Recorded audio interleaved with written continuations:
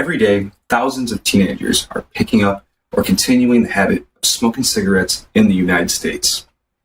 Instead of being a well-known issue, parents, adults, and all forms of educators worldwide are going about their days without the knowledge of this daunting situation.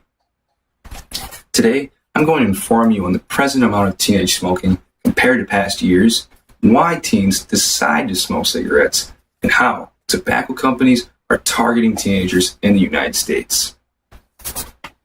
Back in the 1990s, teenage smoking was very prevalent in the United States.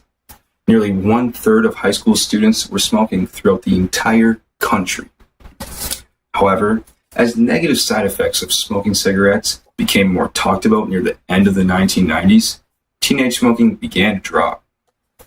In fact, since 1997, teenage cigarette smoking in the US dropped drastically, with only 1 year of increased smoking being in 2005.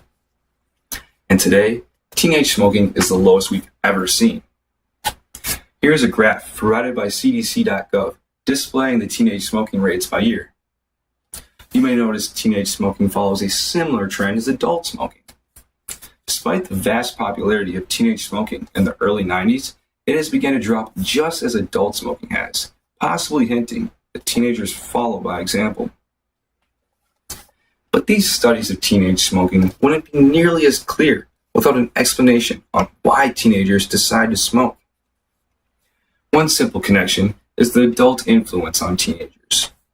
Studies from Purdue University suggest teenagers that grow up with an older sibling or adult that smokes are 29% more likely to smoke and have more trouble than quitting than others.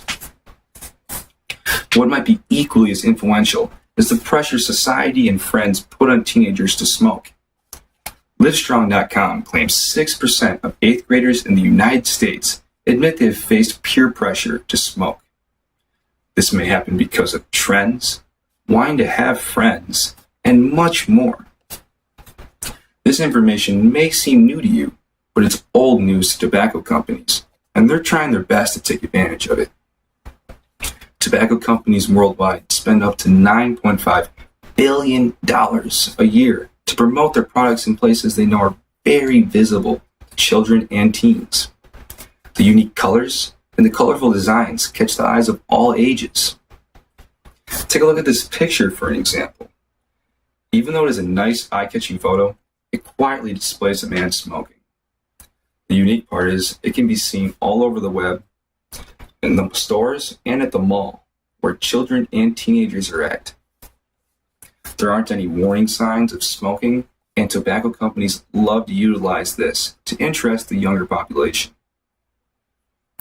These tactics are known as indirect attractions, but aren't as nearly sneaky as they may seem.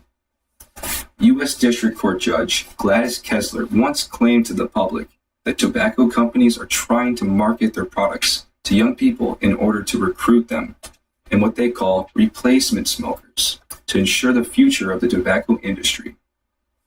Replacement smokers don't necessarily need to be current smokers. Instead, anyone of a young age has a strong interest in smoking. Tobacco companies hope that interest eventually leads them to trying out the product and getting hooked.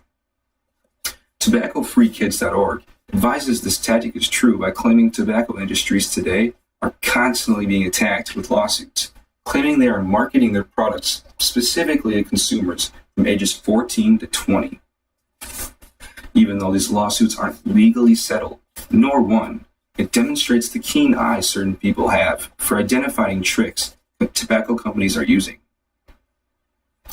Now, despite this vast amount of intimidating information, teenage smoking is continuing to shrink in the United States till this day. Even though tobacco companies are trying their best to quietly promote their products with their many strategies, it simply isn't enough.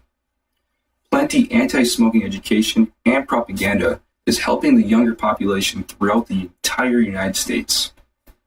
Teenagers are now avoiding the tough decision to smoke and putting pressure on tobacco companies here in the United States.